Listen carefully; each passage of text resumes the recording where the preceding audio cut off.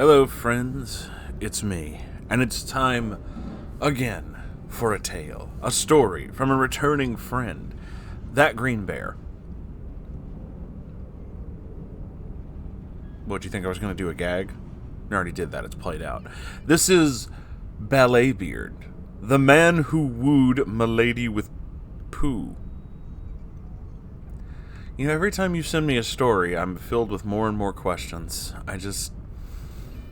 I don't know. Let's get into this one, shall we?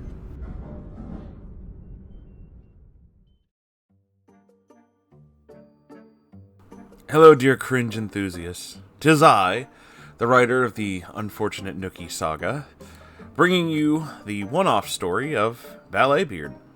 NSFW, obviously, for gross topics, but no one's physically harmed in this story, so that's a plus. The players, Greenie, OP, like to play DDR in my spare time, among many other things. Cheerful, sporty gal hiding big sads underneath. Oh, I'm sorry to hear that. I hope everything starts to get better. Mimic, my friend, whom I share the same first name. Everything about us is opposites. I'm light-skinned, skinny, and tall, straight dyed red hair at the time, and was a rather quiet doormat. Mimic was dark-skinned, short, round, wore glasses, and naturally curly black hair, liked to dress in sweet Lolita clothing. I'm only vaguely aware of what that means. She talked non-stop and was assertive when you got past her initial shyness. Neurotic materialist, liked to bamboozle you with word salad to win arguments. She usually won because she ran you down. BalletBeard, the beardo. Tall, skinny fat, had greasy, dirty, long blonde hair that mostly was in a ponytail. Like, mostly. The amount of grease on his hair made you think that his hair was nothing but fryer oil. His eyes were always half closed. He looked like he was constantly tired. Deathly pale, 'twas like white salt he consumed in excess, shone from his skin all day long. I have a salt allergy, like an iodine thing, so I try not to eat a lot of salt in general, so just the idea of someone who eats it constantly is already like, I'm going to vomit. His holy trifecta of smell consisted of fryer oil, dust, and mold. Ew. Sounded a lot like Goofy. Gorsh. Motor mouth. He would never ever shut up, and only ever liked to talk about his shit. If you weren't talking about his shit, he turned it around to talking about his shit. Chronic and obsessive avoider of work. 'Tis a government scab. Into old tech, old movie, super into ballet, and ballerinas, and hentai. And porn. But like, hipster kind of way, where he only consumed the classics. Yes, with pornography. Only the best from the golden 70s. Long nails, though, that were oddly yellow. Didn't get personal space or boundaries. Naruto headband. Oh, I remember you. How could I ever forget? The hidden beardo in the unfortunate Nookie saga. OP's boyfriend, Mimic's crush from before, and point of argument for me and Mimic when he chose me over her. Let's begin. The man. The legend. He appeared in my life, or more accurately, Mimic's life, one fine afternoon while we were hanging out at the local movie theater. I was playing DDR, and Mimic was playing on her DS, and we chatted and gamed. This is after she gave up on NHB, and we started talking again. Things were alright between us, or on their way to being something like it. I started another round of DDR. When I quit the song, I turned around and saw this guy, dressed in super worn out and dirty looking beige trench coat, just smiling a doofy smile and talking to Mimic, who looked bewildered. I immediately loaded my fist with shotgun motion and marched over like Jerry Mouse's tough cousin, ready to defend my namesake from this intrusive hobo. Mimic and I made eye contact as I approached. OP, this is BalletBeard. He was just telling me about some really niche games on the PlayStation. I holstered my fist. Mimic was signaling me with her eyes that this was okay. She did not feel threatened or bothered. I still squinted at the weirdo who just appeared out of nowhere with hostile suspicion. Smell of leather, sweat, and fryer oil was in the air. Niche, huh? This was more than enough encouragement for BalletBeard. Oh, the floodgates were now open. Oh yes, this is a very rare 90s PS1 game that was only ever released in Japan for a really short run, which portrays the Sailor Moon sailor Senshi teaching children how to go potty. Part of me doesn't doubt that that's a thing, but also, why would you want to know that's a thing? My brain immediately flatlined. I'm sure it'd show on my face, or maybe it didn't matter, because in either case, BalletBeard had not even gotten started. He laughed, and his smile grew wider. "Oh, the Japanese made a game to teach you how to take a shit. How amazing is that? The texture of the poops in-game are especially good for the time period as well, but truthfully, unrealistically huge." Why would... just why? Why any of this? I don't know what it was about BalletBeard, but he always smiled and laughed at his own topics. He looked bored or mentally absent if he couldn't speak about his interests, but as soon as he managed to turn them into the weird shit that he was into, he laughed, guffawed, chortled all of his amazing quips that mostly faded into boring static for me.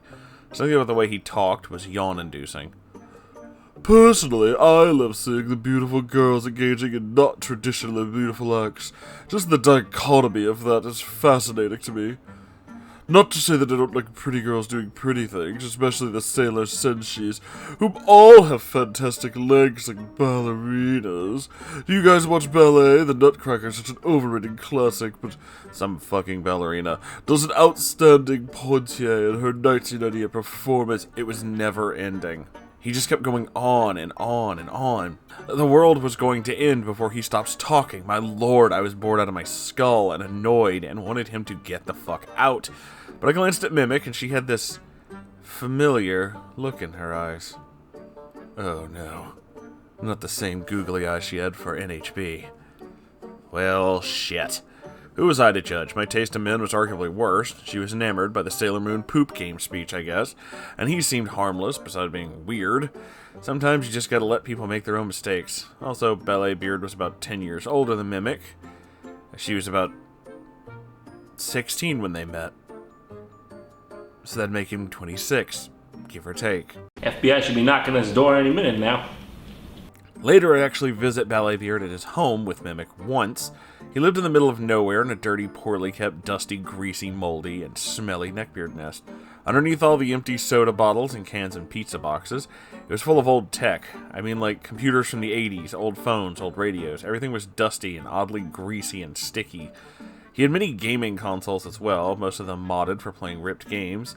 As said, paying money for things was for suckers, not BalletBeard. I think Mimic and BalletBeard ended up dating for like a decade, and made the oddest couple after moving in together. Both were lazy and hated working, and just made plans to mooch off as much government support as they possibly could. Mimic got infected by BalletBeard's speeches and how taxes and work and the whole goddamn hamster wheel was a scam. She eventually graduated as a seamstress, but never used this degree to get a job. As BalletBeard taught her, work is for suckers. However, their apartment was like an episode of Hoarders. Both of them loved to collect stuff. They were both always looking for discounts and bargains. They were choosing beggars. Always complaining about not having enough money, but needing item X, but refusing to get a job to get said item. They ate like crap, and Mimic always said that she ate so little and couldn't understand why she's fat, while stuffing crisp in her mouth. If she don't see it, who am I to say it? I actually did tell her, but she had word salad on, so why crisps aren't making her fat, so, never mind. BalletBeard's diet seemed to be 90% french fries and sausages, fried up in grease, which the kitchen was always full of. You know when kitchen counters are sticky from grease that's mixed with dust? That. And everything smelled of burnt food and cooking oil. The apartment overall was a clustered mess, the smell of grease and mustiness being the most apparent ones. BalletBeard's computer had a shrine of anime figures, half of which were hentai figurines, but of course. They were nude and lewd and titties all around the magical internet box, powering it for Wi-Fi. Praise be to them titty gods. There were also women's pointier shoes, ballet shoes. I don't know if I said that right, but I tried. Pictures and figurines of ballerinas, and BalletBeard's favorite pastime seemed to be browsing Flickr for ballerina photos.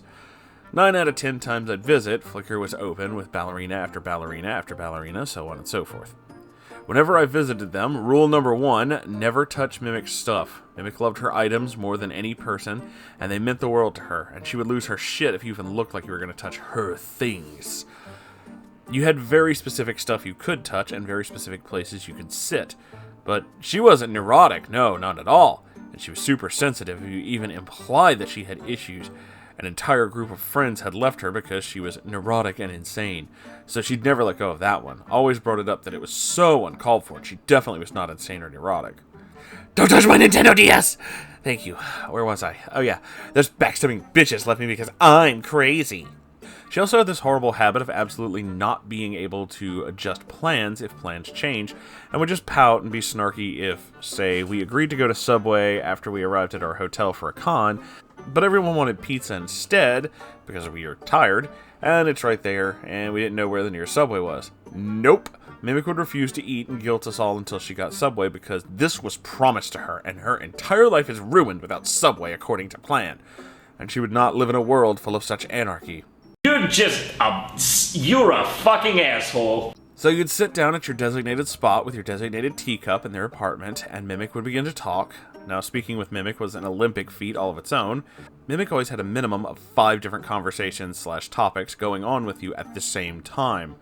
I learned to mentally bookmark stuff and return to it and guide her back to focus on A when she introduced topic G already, if I still wanted information about topic A. It didn't always work, but I tried because she challenged me with her insanity to do so. Her crazy might have contributed to my increased capacity to multitask, or maybe my ADHD allowed me to grasp multiple venues of thought at the same time. Either way, others have complained that 90% of the time they have no idea what Mimic is on about because she is physically incapable of staying on one topic only.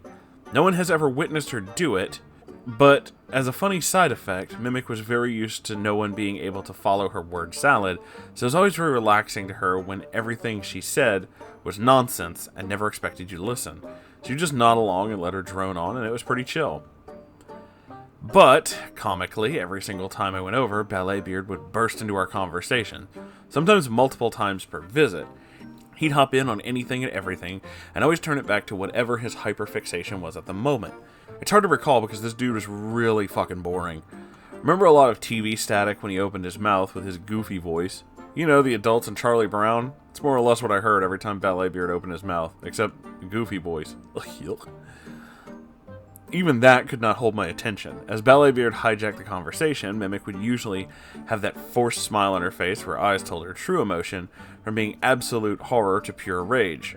Yet, when he'd bust in and start talking on top of Mimic, Mimic would shut up with that forced smile of hers. Wait a few seconds, BalletBeard would not stop because he's BalletBeard. Mimic would turn her forced smile from me onto BalletBeard and shoot daggers at him from her eyes. He would not notice. He'd be getting that motor started. Shit, we're gathering speed. Time to turn this conversation into ballerinas. And no one was stopping him. And now we're talking about ballet. Of beautiful long legs and elegant movements. Oh yeah, we have liftoff. He's gonna get a boner from talking about his favorite topic again. And we can talk for hours and hours about ballet shoes and... BalletBeard, shut up! But the shoes, shut up, shut up, shut up! BalletBeard would look hurt and mumble something about shoes in an apologetic tone. OP is visiting me. Me! Not you, but me. We want to talk about our things. Go play Oblivion or something. But OP seemed to want to. No, she does not. Go away. Wow, they sound like a healthy couple. To me, it's kind of harsh to treat anyone like this. But again, who was I to judge, given my beardo at home? This brings us to Rule 2. Shut up, BalletBeard. This happened about every time I visited. We'd be talking about, I don't know, the last Marvel movie with Mimic, and modern movies with their digital special effects are trash. In the 70s, that's where real magic was made. My favorite movie, which is a masterpiece, they made a spaceship from... BalletBeard, no, shut up! You're not speaking to you! Go away! Go away! When BalletBeard bust in, he'd always come sit next to either one of us in a way that our bodies touched or stand so close that he was practically standing on top of you. It wasn't anything sexual or predatory, he just seemed to have no concept of personal space. Oh, he's a space invader. In some sense, he was like a puppy. He was so excited about the idea of having someone to tell his fixations to, he literally sat on top of you to tell you so you could drown in his musk of fryer oil and mold. When Mimic started screaming, he'd skulk away muttering about what he would have wanted to say had anyone listened, telling himself about his cool old-timey movies or ballerinas or, well, I'll tell you in a bit. Mimic would sigh after banishing the cursed distraction that was BalletBeard, compose herself, and beam a smile at me. Now where were we? Oh yes, Robert Downey Jr. is such a hunk.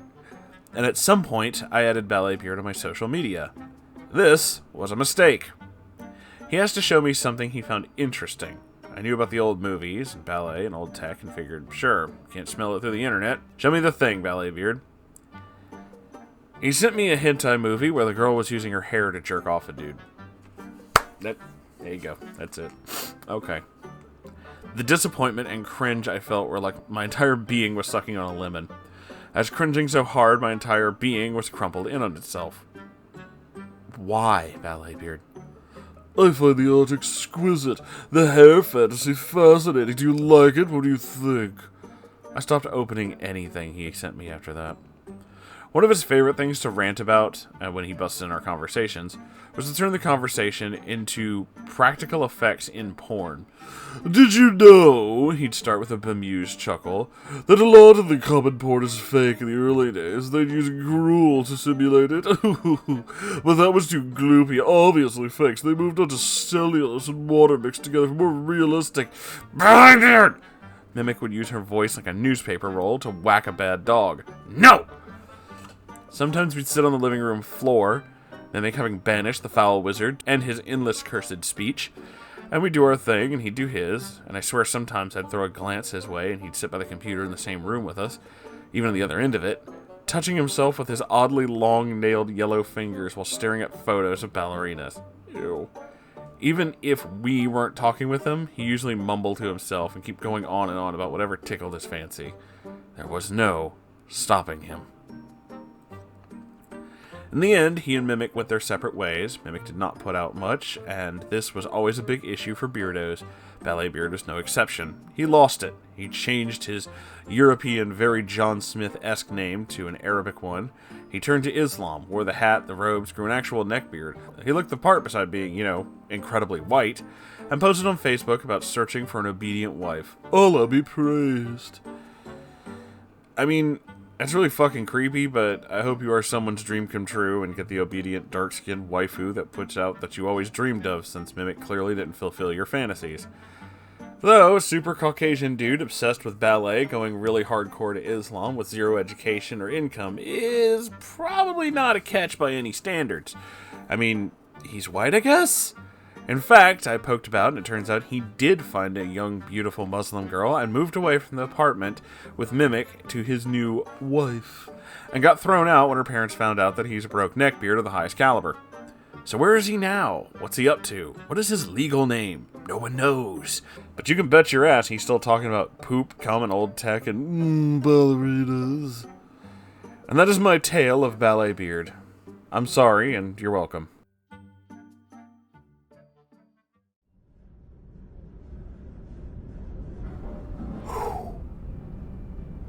What could I possibly add? What could I possibly add to just this?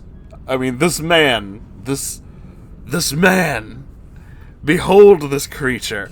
He actually, with the ballet thing, I legit thought you were talking about somebody I knew, an actual neckbeard that I knew many years ago, who was also obsessed with ballet, but it's because he had convinced himself that if he took ballet, he could become a better fighter. I don't really know where he got this information, or why he wanted to do that, because he wasn't in shape and he didn't fight anybody. So I have no idea what the whole point of that was. So, yeah, that. But no, not the same guy. This guy, interesting. And the hoarders thing.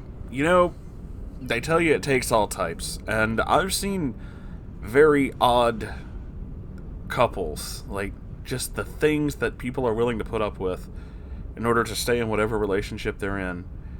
It's certainly something. It is a something.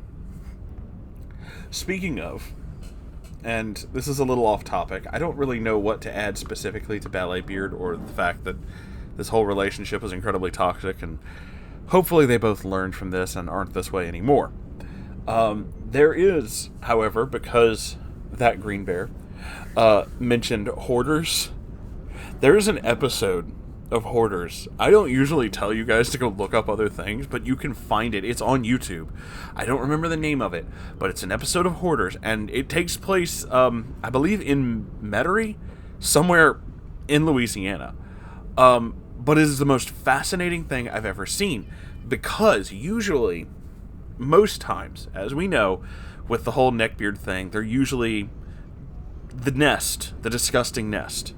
Well, this story is not about a neckbeard, but rather a guy who appears to be one, but it's still not about him, it's about his mother. Her house was a hoarding nightmare, and he grew up in that. And when you see him in this, I forget which episode it is, but when you see him in this episode, he has the look, has the mannerisms, has all these things, kind of appears like a kind of hipster neckbeard type, except when he moved out of that house, got his own place on the other side of the country, like literally went from Louisiana to like Washington State, his house is immaculate. Like, they show his apartment, like him preparing to leave, and his apartment is gorgeous. It's like beautifully well maintained, everything in it is clean. So the secret to, I guess, getting a neckbeard out of the nest is having one become so disgusted in growing up in that they just despise it and will obsessively make sure that everything is clean. This is also a fantastic study. I know they don't really address it much in the episode, but the way he speaks, like, the story at one point is that he goes from, like, living with his mother to living with his sister, who's much older than him. I think, like, 8 years, 9 years, something like that. So she was, like, a grown adult by the time he was, like, 15, 16. And ends up staying with her because he doesn't want to live in the house because the house is disgusting. And this really shows through whenever he actually sees her. And my God, I don't think I've ever seen this happen. Like, we're used to neckbeards not liking their parents because their parents are like, get a job, clean yourself, that kind of thing. This is literally, I'm sick of this person being this disgusting. And he makes these two comments that I remember. One of them I remember specifically. One of them I'm not sure if this is actually in the episode or I made it up, but it does sound like it would be. There's a part in it where when he first sees his mom again, and she's like, I can't remember his name, but she's like, well, hello, and he just goes, hello, mother. It's, whoa, I felt the ice come off of that one, Jesus. And she says something about how he never visits, and he replies, like, if there was a place to stay, then I would visit more often. My God. It's brutal. It's like a hell of a fucking episode, and I recommend it because it's similar to our interests. One, Hoarders is just a crazy shit show in and of itself.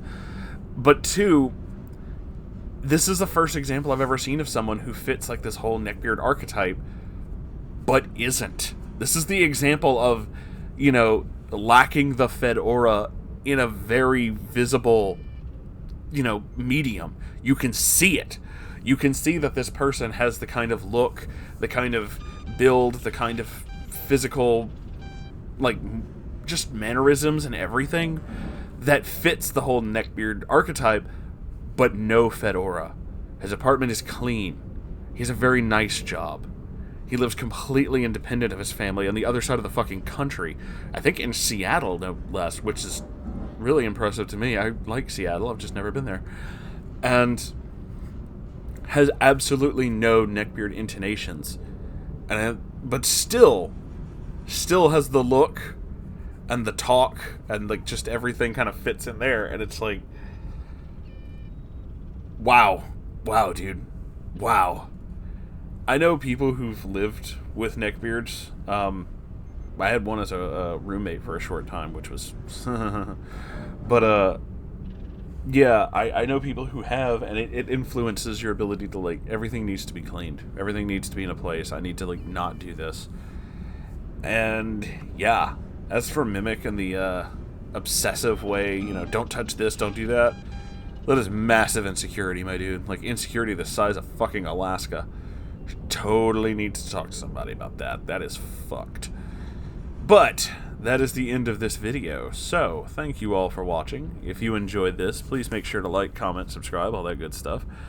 I have a Ko-Fi and a merch store, and I'd appreciate you checking those out, if you can. If not, that's okay too.